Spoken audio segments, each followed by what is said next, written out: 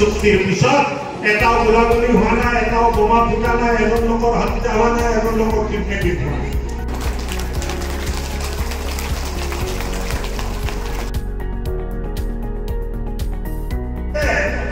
MCLA ইলেকশ্যনত চৰাইবিলৰ পৰা BJP প্ৰাৰ্থীক জিকাব লাগিব, তেতিয়াহে ইয়াত আমি ক'ব পাৰিম যে আমি মোদীজীৰ হাত মজবুত।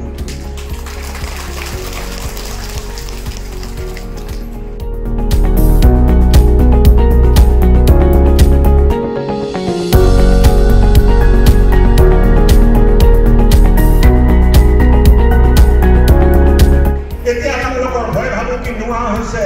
ঘৰত স্বামী যেতিয়া ওলাই গৈছিল ঘূৰি অহা যেতিয়ালৈ ঘূৰি নাহে মনত ভয় থাকে, ক'ত বোমা ফুটিব, ক'ত কিডনেপিং হ'ব, ক'ত গোলাগুলি হ'ব। কিন্তু এই ভয় কি নোহোৱা হৈ গ'ল।